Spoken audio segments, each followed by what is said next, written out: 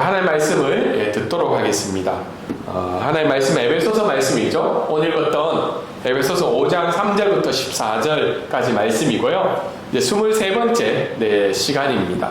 아마 계속 했지만 30번 안에는 끝날 것 같아요. 30번을 넘어갈지는 않을 거고 29번, 28번, 많으면 30번 정도 되는데 오늘은 어둠의 사람, 빛의 자녀, 태국말로는 관무레루콩 관사왕이라고, 관무시랑 관사왕이 이제 대비되는 언어로 오늘 성경에도 이야기하고 있고, 또 오늘 하나님의 말씀이 왜 어둠의 사람과 빛의 자녀로 이야기하고 있는가 말씀을 계속해서 들으면서 나아갔으면 좋겠습니다.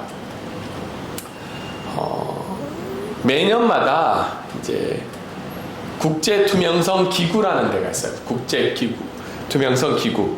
굉장히 어렵죠. 근데 영어로는 이렇게 잘 적혀 있는 것 같아요. 매년마다 이 기구가 하는 일은 뭐냐면 180개국, 소속 조사가 가능한 180개국의 부패 인식 지수를 이렇게 조사를 합니다.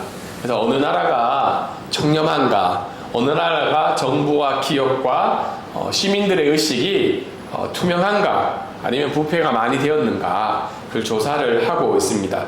그래서 영어로는 corruption이라는 말을 많이 쓰죠. 태국 사람들도 corruption이라는 말을 많이 씁니다. 그래서 이제 작년에 보면 한국이 이제 32위라고 해요. 32위. 그래서 낮진 않잖아요, 맞죠? 32위. 근데 이 지도에 보면 빨간색으로 된 나라들이 이 부패 인식 지수가 떨어지는 나라. 그러니까 청렴하지 않는 나라가 빨간색이고요. 이 노란색이 좀 청렴한 나라라고 생각을 하면 됩니다. 이렇게 지도에 보고 있으면 북유럽 쪽이 좀 많이 청렴한 걸로 나와 있죠. 캐나다, 그리고 오스트레일리아, 뉴질랜드 정도. 그리고 중간이 이제 주황색이나 조금 덜 진한 빨간색 정도가 중간이죠. 그리고 빨간색, 그리고 아주 빨간색들이 어떻게 해요? 굉장히 부패가 많이 되어 있는 나라들이죠. 그래서 우리나라는 32위고 태국은 얼마인가요? 108위죠. 굉장히 부패 지수가 높은 나라입니다. 근데 많은 사람들이 한국을 이렇게 32위라는 얘기를 들었을 때 좀 생각보다 낮다라고 이야기를 합니다. 왜냐하면 우리나라가 이미 OECD 국가에 들어가 있고 경제 지수로는 10위권 정도에 되는 나라인데 국민의 어떻게 해요? 청렴도 또는 부패가 되지 않는 정부나 아니면 기업이나 여러 사회 전반에 이런 윤리의식들이 어떻게 해요? 생각보다는 높지 않다고 이야기를 하고 있습니다. 그래서 이런 상황에 대해서 그럼 어떻게 해결해야 될 건가? 많은 전문가들이 이야기를 하고 있잖아요. 특별히 책들도 나오고 부정부패에 대해서 이야기하고 있고, 아니면 우리의 청렴 지수를 어떻게 높일 건가? 사실은 그 전에 있었던 문재인 대통령은 이 부분을 좀 많이 언급을 했어요. 그래서 이걸 어떻게 높일 건가를 많이 이야기를 했던 걸로 기억이 납니다.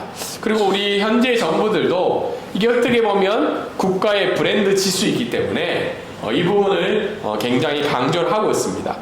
그래서 전문가들이 대안을 내어놓은 게 어떻게 하면 이것을 높일 건가, 여러 가지 대안이 있지만 크게 한 4가지 정도로 이야기를 하고 있어요. 법과 제도를 개선해야 된다. 이걸 통해서 개선해야 된다. 그리고 감시 체계와 어떻게 해요? 처벌 수위를 강화시켜서 법을 어기는 자들, 부패를 저지르는 자들은 어떻게 해요? 처벌을 많이 받게 해야 된다. 3번째, 기업은 어떻게 해요? 내부 고발자 등을 어떻게 해요? 보호하는 제도를 활성화시켜서 기업들이 윤리의식을 가지고 해야 된다. 5번째는, 4번째는 국민들이 적극적으로 참여해서 어떻게 해요? 비판하는 자세를 가져야 된다라고 이야기를 하고 있습니다.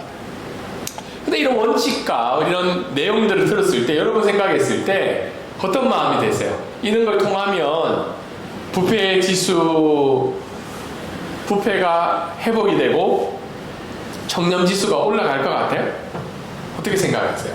이걸 강화를 하고, 물론 이런 부분들이 일정 부분 해결이 될 수 있다고 생각을 합니다. 근데 근본적으로는 이 부정부패가 무엇이며, 이것이 어디서 발생이 되었으며, 또 이것을 어떻게 근원적으로 극복을 해야 될까 고민을 해야 한다는 겁니다. 그러던 중에 이 부정부패가 굉장히 많이 일어나는 그 오명 국가인 하나인 남아공이 있습니다. 남아프리카 공화국. 그 국가는 백인이 어떻게요? 그 나라를 다스리다가 자유를 얻고 남아프리카는 공화국은 어떻게 아프리카 지역에서는 굉장히 발달된 나라이죠. 근데 오명이 있어요. 부정부패가 심한 나라. 그래서 부정부패가 심한 이 국가에서 어떤 일이 한번 있었냐면 남아공 종교 지도자들이 어떻게 해요? 팻말을 들고 부정부패는 뭐라고 이야기하나요? 죄라고 이야기를 합니다. 여러분 부정부패가 윤리적으로 문제가 있다는 것은 공감할 수 있어요, 서로가. 그런데 그것을 어떻게 해요? 죄라고 이야기하는 것은 또 다른 문제일 수 있다는 거죠. 지금도 뭐 이 나라도 어떻게 해요? 불교가 굉장히 많은 것들을 영향력을 주고 있는데 뭐 불교 절에서 이 부정부패를 해결하기 위해서 움직이고 있진 않죠. 근데 종교 지도자들이 이것을 죄라고 선언하면서 이 문제를 적극적으로 해결하려고 노력하고 있다는 겁니다. 그래서 이 부정부패의 문제, 죄의 문제는 우리가 어떻게 바라보고 또 이것을 어떻게 해결해야 되는지 오늘 읽은 성경 말씀 가운데 그 내용이 담겨져 있다는 겁니다. 오늘 제목에도 어둠의 사람, 빛의 자녀라고 이야기했는데 오늘 에베소서에서 1장부터 3절까지의 계속되는 내용, 그리고 4장에 나왔던 옛사람, 이방인, 그러니까 하나님을 멀리하고 자기 자신이 주인된 사람들의 일들은 어둠의 일이라고, 그것이 죄라고 성경은 계속해서 이야기를 하고 있습니다. 그런데 그 죄에 대해서, 그 어둠의 일에 대해서 그리스도인들이 어떻게 살아가야 될까가 바로 에베소서 4장부터 계속적으로 이야기하고 있죠. 세 사람의 삶의 방식을 가지고 살아가야 된다. 그렇게 얘기했죠. 그래서 지난주에는 그렇게 이야기했고 오늘은 어떻게 해요? 빛의 자녀, 빛의 열매로 살아가는 것이 바로 이 어둠의 일들에서 해결하는 기독교인의 모습이라고 오늘 성경은 이야기를 하고 있습니다. 오늘 빛의 자녀는 그렇다면 어떻게 행동해야 되는가? 첫 번째는 빛의 자녀는 어떻게 해야 된다고 있나요? 우리 한번 한 목소리를 읽어볼까요? 시작! 빛의 자녀는 어둠의 일에 멀리하기를 애써야 한다는 겁니다. 5장 3절부터 7절까지 있는데, 그렇다면 이 어둠의 일이 뭔지를 먼저 정리를 해야 되잖아요. 성경은 무엇을 어둠의 일로 생각하는가? 첫 번째 3절에 보면 음행이라는 단어가 나오고 있습니다. 음행. 그러니까 어떻게 해요? 음행이라고 이야기하는 것은 결혼 밖에 일어나는 모든 성관계는 어떻게 해요? 음행이라는 거죠. 동성애도 음행이고 매춘과 성매매도 음행이라는 거죠. 근데 여러분 잘 생각해 보면 그때 당시에 에베소서 사람들의 윤리의식 가운데는요, 이것이 음행이 아니었어요. 가정 이외에 성관계를 가지는 일이나 아니면 계속해서 몇 번 설명했던 그 뭐죠? 다이아나 신전에서 매춘이 많이 일어났었어요. 신을 섬겼던 그 여사도들, 여사제들이 매춘을 많이 했었거든요. 그런 일들은 어떻게 해요? 죄가 아닌 거죠. 왜냐하면 자기의 쾌락과 자기의 기쁨과 어쩌면 그 나라가 허용하는 범위 내에서의 일들이었기 때문에 그것이 음행이 아니었다는 겁니다. 근데 성경은 어떻게 해요? 그것이 음행이라고 얘기하고 있죠. 우리나라 법이 바뀐 게 있죠. 2015년에 간통죄가 폐지가 되었죠. 그 말은 뭐죠? 결혼 밖에 자기 배우자 이외의 성적인 관계들은 죄로서 처벌할 수가 없다는 거죠. 그런 상황 속에서 온 성경은 뭐라고 이야기하고 있나? 그것은 죄라고 이야기하고 있는 거죠. 두 번째, 탐욕. 탐욕은 다르게 이야기해서 자기 만족을 위한 모든 일들이 탐욕이라는 거예요. 여기에는 먹는 것도 포함될 수 있고, 여기에는 뭐예요? 거짓말하는 것, 명예, 재물, 이 모든 것들이 다 탐욕에 들어가는 거죠. 그래서 이 탐욕은 지난주에 이야기했던 자기 중심성에서 근원한 죄성의 모습들인 거죠. 탐욕. 여러분, 사람이 자기가 하고 싶은 거, 자기가 하고 싶은 것을 위해서 욕심을 부리는 게 죄인가요? 네. 죄가 아니라고 얘기하는 게 맞을 수도 있죠. 그런데 이 탐욕으로 말미암아 나머지 것들이 일어난다는 거예요. 탐욕으로 말미암아 어떻게 해요? 음행이 일어나요. 성적인 탐욕이죠. 그리고 재물을 탐욕함으로 말미암아 어떻게 해요? 사기를 저지르기도 하고 투기를 하기도 하고 다른 사람의 재물을 강제로 취하기도 하죠. 그 세 번째, 누추한 말, 어리석은 말, 희롱하는 말. 성경에는 누추한 말인데요. 이 말은 성적인 말을 의미해요. 원어적으로는. 그래서 욕이나 성적인 말들도 다 어떻게 해요? 죄라는 거죠. 여러분, 요즘은 욕을 쓰지 않으면 대화가 안 되는 세상이 다가왔죠. 그 당시에도 그런 말들이 있었겠죠. 근데 이런 누추한 말, 어리석은 말, 희롱하는 말, 이것들이 다 오늘 성경에서 어떻게 해요? 어둠의 일이라는 겁니다. 네 번째는 우상숭배. 우상숭배는 다른 신에게 절하는 것만 포함하는 게 아니라 어떻게 해요? 하나님보다 더 사랑하는 것은 다 우상숭배라는 거죠. 재물이 될 수도 있고요. 요즘은 게임이 우상숭배가 되었죠. 온라인 게임. 아니면 뭐예요? 자녀.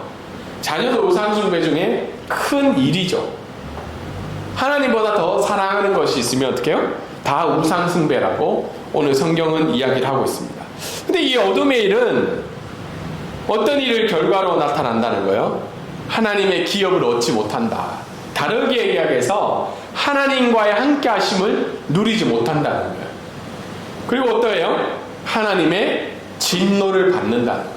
이 어둠의 일에 대해서는 하나님의 진노가 반드시 있다고 성경은 이야기를 하고 있습니다. 그래서 오늘 성경을 통해서 첫 번째 말씀을 통해서 알 수 있는 것은 인간의 탐욕이 모든 죄의 시작이라는 거예요. 지난주에도 하와가 어떻게 해요? 하나님과 같이 되고 싶은 그 자기 중심성. 다르게 이야기해서 어떻게 해요? 하나님과 같이 되고 싶은 그 욕심이 죄의 시작이 되었다는 겁니다. 그래서 우리가 오늘날 뉴스를 통해서 많은 범죄를 듣죠. 죄를 짓는 것, 살인하는 것, 다른 사람을 어떻게 해요? 강제적으로 폭력을 행하는 것, 사기를 행하는 것, 이게 다 탐욕에서 시작이 된다는 거예요. 가끔 우리가 뉴스 보다가 이해 안 되는 게 있죠. 저렇게 많은 가진 사람이 저걸 가지려고 저렇게 행동했을까? 결국은 그게 탐욕이라는 거죠. 음행과 우상숭배와 자기 쾌락. 그리고 우리가 오늘날 생각해야 될 게 자연 파괴도 탐욕에서 일어난다는 거예요.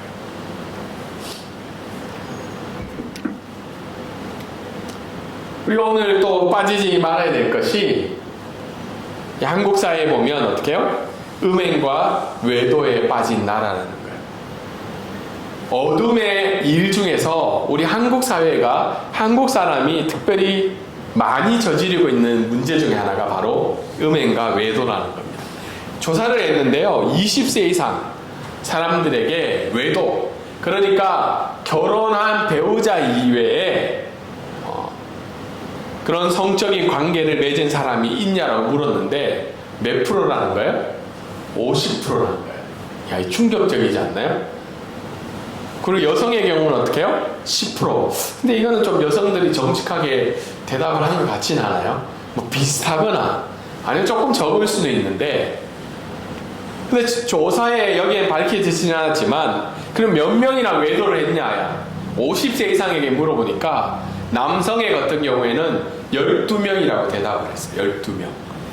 이 문제가 우리가 알지 못하는지만 우리 한국 사회는 어떻게 해요? 음행과 외도에 빠진 나라 속에 있다는 겁니다. 그러면 이 죄의 문제에 있어서 어두움의 일 속에 있는 이 한국 사회 가운데 우리는 어떻게 해야 되느냐? 오늘 성경은 세 가지로 이야기하고 있어요. 첫 번째는 뭐예요? 부르지도 말라. 다르게 이야기해서 어떻게 해요? 생각하지도 말라는 거예요. 그 어둠의 일에 대해서는 생각하지도 말고 말하지도 말라는 거예요. 말하지도 말라. 뭐 농담이었어. 그런 말조차도 우리에게 하지 말라는 거예요. 그리고 세 번째는 뭐예요? 참여하지도 말라는 거예요. 가끔 어떻게 얘기해요? 자기는 그러고 싶지 않았는데 어쩔 수 없이 참여해야 하다 보니까 그런 일이 발생했다. 그래서 부르지도 말고 말하지도 말고 참여하지도 말려면 결국은 우리가 사회 속에서 죄 짓는 일에는 어떻게 스스로 어떻게 해야 된다고요? 왕따가 되어야 된다는 거예요. 스스로 그 일에 대해서는 어떻게 해요?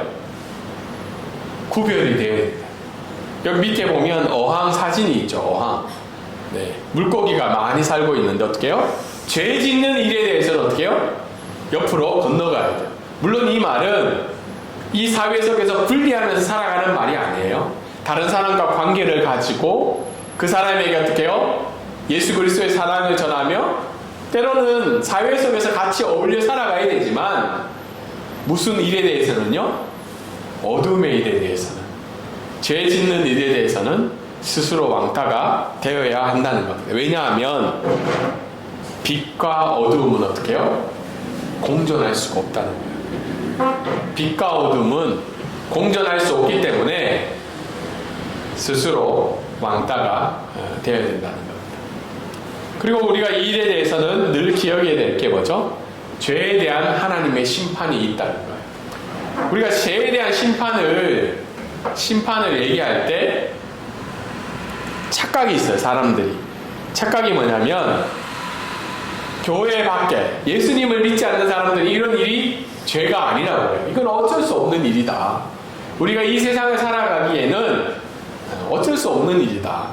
이렇게 생각한다는 거예요. 두 번째는 뭐예요? 교회 안에 있는 사람. 예수님을 믿는 사람은 우리가 가끔 이런 일을 전한다 하더라도 어떻게 해요? 우리에게는 심판이 없다. 하나님이 다 용서해 주실 거다. 그렇게 생각한다는 겁니다. 근데 오늘 성경은 분명하게 얘기하는 것은 뭐예요? 하나님이 그 일에 대해서 심판하신다는 거예요. 믿는 우리들도 잊지 말아야 될 것이 우리가 예수 그리스도의 보혈의 피로 말미암아 의인이 되어서 우리의 죄가 가려져서 천국에 들어가지만 우리가 마지막 날에는 하나님 앞에 서야 된다. 우리 일에 대한 심판을 받기 위해서.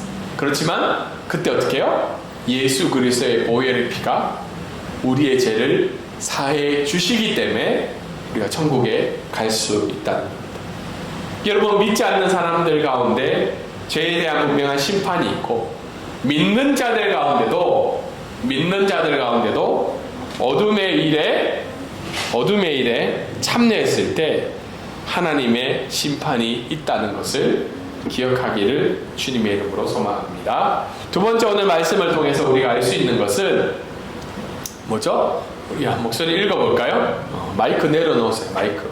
네. 두 번째 일은 뭐죠? 두 번째 우리 한번 말씀 읽어볼까요? 자, 시작. 빛의 자녀들은 빛의 열매를 더욱 풍성히 맺어야 합니다. 빛의 자매들은 빛의 열매를 더욱더 풍성히 맺어야 된다는 거예요.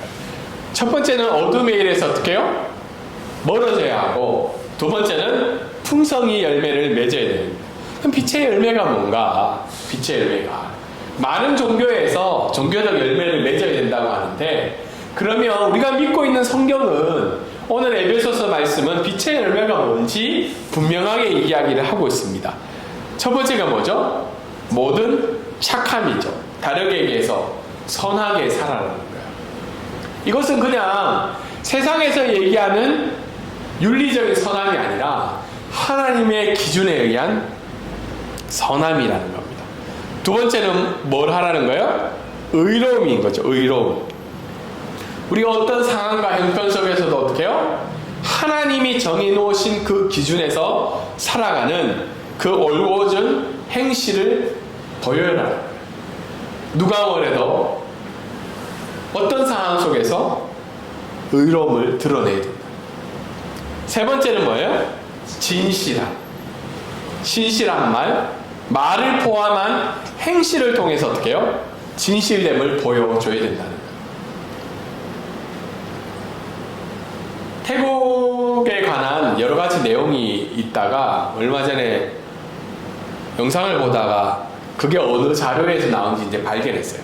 보통 태국 사람의 그 성향을 대나무라 이야기를 많이 하거든요. 대나무. 그러니까 바람이 불면 어떻게 해요? 잘 움직이고 그렇지만 부러지지는 않는다는 거예요. 올곧으면 어떻게 해요? 부러지죠.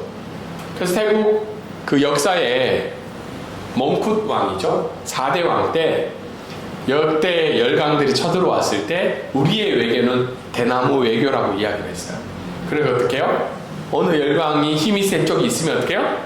그쪽으로 휘어지면 되죠. 그리고 어떻게 해요? 또 저쪽이 더 힘이 있으면 또 이쪽으로 휘어지면 돼요. 다르게 얘기해서 어떤 유익과 실익이 있으면 그쪽으로 휘어지면 된다는 거예요. 그래서 태국 사람들은 그것이 때로는 자기들의 자부심이라고 했죠. 잘 휘어져서 지금까지 독립을 유지했기 때문에. 근데 오늘 말씀에 의하면 어떻게 해요? 기독교인은 대나무의 삶인가요? 아니죠. 대나무의 삶이 아니라 뿌리가 깊은 큰 나무의 삶을 살아가야 된다는 거죠. 어둠의 일이 찾아왔을 때 어떻게 해요? 선함과 의로움과 진실함으로 그 하나님의 말씀을 지켜나가는 것이 빛의 열매라고 오늘 성경은 이야기를 하고 있습니다. 그런데 이런 수동적인 자세뿐만 아니라 동참하지 마는 것뿐만 아니라 또 뭘 하라는 거예요? 폭로해라는 거예요. 근데 이 폭로해라는 것은 뭐 마이크를 잡고 어디 가서 이게 죄입니다라고 얘기하라는 것이 아니라 그 어둠의 일에 대해서 어떻게 해요? 선한 일로 맞서서 살아라는 거예요. 어둠이 있는 곳에 묵인하면서 대나무처럼 살아가는 게 아니라 그 어두움을 어떻게 해요? 맞서서 옳은 행실로 빛의 열매로 우리가 살아가야 된다는 겁니다. 왜 그렇게 살아가야 되냐면 우리가 가진 빛으로 어떻게 해요?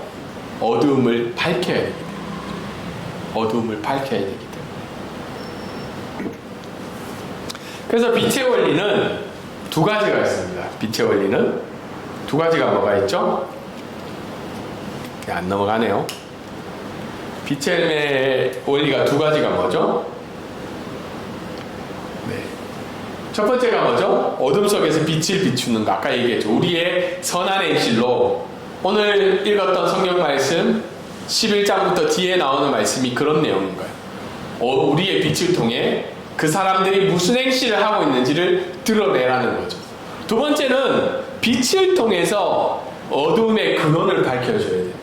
다르게 얘기해서 이 어둠의 어디서 시작이 됐는지, 이 어둠의 형태가 어떤 일인지를 우리가 보여줘야 된다는 겁니다. 이게 빛의 원리라는 거죠.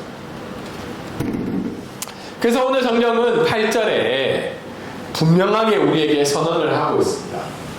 8절에 이렇게 이야기하고 있습니다. 이제는 주 안에서 빛이라 빛의 자녀들처럼 행하라고 이야기를 하고 있습니다. 우리의 정체성은 우리가 하나님의 자녀입니다. 우리는 하나님 앞에 성도입니다도 맞지만 또 다른 정체성, 이 세상 가운데 살아가는 정체성은 뭐라는 거예요? 빛이라는 거예요. 빛. 여러분이 어느 삶의 순간순간에 있더라도 어느 자리에 있든지 여러분은 뭐라는 거예요? 빛이라는 거예요. 빛이라는 거예요. 빛. 빛이 아니고 빛. 네. 그래서 우리의 신분과 정체성이 오늘 성경에는 이야기를 하고 있습니다. 그러면 빛의 열매를 어떻게 맺어가면서 살아가야 될까? 딱 한 가지. 그건 뭐냐면 모든 상황 속에서 주님을 기쁘게 해야 할 것이 무엇인지를 생각하고 행동하라는 거예요. 나에게 어떤 일이 다가왔을 때, 나에게 어떤 것이 찾아왔을 때 어떻게 행동해야 되는지. 제가 얼마 전부터 눈물의 여왕이 끝나고 난 다음에 또 어제 봤던 드라마가 있어요. 그 드라마 제목이 뭐죠? 비밀은 없어. 비밀은 없어라는 드라마예요. 그게 뭐냐면 어떤 한 주인공이 사회생활을 굉장히 잘했어요. 아나운서인데 사회생활을 굉장히 잘하고 속에 있는 것을 감추고 어떻게 해요? 비율을 맞추고 진실을 얘기하지 않고 자기 삶을 보존하고 있다가 어떤 뜻하지 않는 정기 감정 사고로 말미암아 진실을 얘기할 수밖에 없는 상황이 생긴 거예요. 정신적으로. 그래서 어떻게 해요? 다른 사람이 뭔가를 부탁하거나 다른 사람이 부당한 일을 했을 때 예전에는 웃으면서 어떻게 해요? 사회생활을 굉장히 잘했는데 그 일을 하지 못하는 거죠. 이제 속에 있는 내용을 어떻게 해요? 가감 없이 이제 막 이야기를 하기 시작하는 거예요. 그래서 많은 인간관계의 문제들이 생겨나기 시작하는 거예요. 관계가 깨지고 그 사람은 어떻게 해요? 그 사회에서 퇴출을 당하기 시작하는 거죠. 제가 그걸 보면서 또 오늘 말씀을 준비하면서 드는 생각이 있는 거예요. 우리가 빛의 열매를 가지고 어둠의 사람들 속에서 우리가 살아갈 때 우리는 환영을 받을까? 아니면 저 사람처럼 물론 지혜는 필요해요. 그걸 전달하는 방법이. 그런데 그 아나운서처럼 어떻게 해요? 퇴출을 당하고 비방을 당하고 쫓겨나는 게 당연한 일일까라는 생각을 하게 되는 거죠. 그래서 모든 상황 속에서 주님께 기쁘게 해야 될 일이 무엇인지를 생각하고 행동하려면 두 가지를 우리가 받아들여야 돼요. 첫 번째는 현실에 대한, 특별히 어둠의 일에 대한 절망감을 받아들여야 돼요. 그 일에 대한 절망감, 그 일을 어떻게 해요? 동참하지 말므로 말미암아 생기는 그 절망감, 관계 속에서의 그런 일들에 대한 절망감을 받아들여야 돼요. 이 일을 함으로 말미암아 생겨난 절망감을 우리가 받아들여야 돼요. 두 번째는 뭐예요? 현실에 대한 기대를 하지 말아야 돼요. 이 말은 어떤 세상을 등지고 세상에 대한 어떻게 해요? 일들을 다 비관하며 살아가는 비관주의가 되라는 게 아니라 우리가 그 어둠의 일로 말미암아 생겨나는 개인적 유익과 자아중심적인 것들에 대한 것들을 기대하지 말라는 거예요. 우리가 선한 일을 행했을 때도 우리가 하나님이 기뻐하시는 일을 행한다 할지라도 그 사회와 우리가 속해 있는 집단이 우리를 배척한다 할지라도 우리가 그 빛의 열매를 맺어가라는 게 오늘 성경에서 이야기하고 있는 말씀의 내용입니다. 그래서 이 말씀이 그냥 우리가 해라는 행동에 대해서 단순히 그냥 위로하고 단순히 우리에게 이 또한 지나가라는 그냥 수동적인 것이 아니라 우리의 정체성이 빛의 자녀이기 때문에 빛의 열매로 우리를 하나님이 구원해 주셨기 때문에 이 부분을 받아들이고 나아가라고 오늘 성경은 이야기를 하고 있습니다. 그래서 우리가 매 순간마다 던져야 되는 것이 예수님이라면 이 순간 어떻게 하셨을까? 참 무거운 질문이에요. 왜냐하면 앞에서도 이야기했지만 어두운 일에 동참함으로 말미암아 생겨나는 모든 것들을 우리가 포기해야 되기 때문에 배척당할 수도 있고요. 때로는 이해받지 못하고 그동안 시간을 들여서 삶을 통해서 쌓아왔던 관계들이 무너질 때도 있다는 겁니다. 그런데 오늘 성경은 우리에게 분명히 이야기하는 것이 너희는 주 안에서 빛이기 때문에 빛의 자녀들처럼 행하라고 우리에게 말씀해 주고 있습니다. 말씀을 가지고 적용하면 어두운 일에 대해서요, 그냥 이건 어두운 일이라 이게 아니라 생각하지도 말고 말하지도 말고 참여하지도 말라는 것. 그리고 이 일에 대해서 하나님의 심판을 두려워해야 돼요. 많은 교회들이, 많은 그리스도인들이 왜 이 세상 사람들로부터 치탄을 받냐면, 우리가 행하는 모든 것들을 어때요? 다 하나님이 용서해 주실 거라는 개인적인 믿음의 신념을 가지고 살아갈 때가 많다는 거예요. 오늘 교회 오기 전에도 잠깐 어떤 목사님의 설교를 들었는데, 거기에서 나왔던 한 가지 사례도 비슷한 내용이었어요. 그분도 가톨릭 교회에서 교회로 오신 분인데, 몇 년간의 교회 생활이 너무 힘들었다는 거예요. 결국은 교회를 가지 않았어요. 그리고 나중에 회복이 되었는데, 가지 않았던 이유가 교회 사람들이 사용하는 용어와 행동 때문이었다.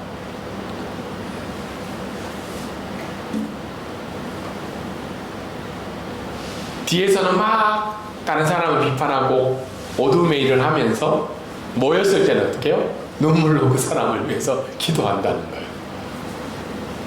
물론 우리가 연약하기 때문에 그런 모습을 보일 수도 있다고 생각을 해요. 그렇지만 우리가 하나님의 심판을 생각하며 어두운 일을 멀리하는 것을 날마다의 삶들 가운데 행해야 된다는 겁니다. 두 번째는 뭐예요? 우리가 세상의 빛이라는 거예요. 다른 사람 보기에 우리가 빛이 아닐 수 있지만, 우리를 구원하시고 창조하신 그 하나님은 우리를 빛으로 여겨주시고, 또 모든 상황 속에서 어떻게 해요? 열매를 맺어가면서 이 어두운 일에 맞서야 된다는 거예요. 맞서야 된다는 거예요. 교회 안에도 어떻게 해요? 이혼이나 성적인 윤리나 거짓이나 도덕적인 기준들을 높여갈 수 있었던 이유는 이 어둠의 일에 맞섰기 때문에 그렇다는 겁니다. 오늘날 하나님은 우리를 세상의 빛으로 불러주셨다는 것을 기억하면서 이번 한 주도 빛의 열매를 많이 맺어가시고, 또 어둠의 일 가운데 우리를 멀리하며 모든 상황 속에서도 예수님이 어떻게 하셨을까 고백하며 하나님 앞에 우리의 삶을 드리는 귀한 저와 여러분의 삶이 되기를 주님의 이름으로 소망합니다. 아멘.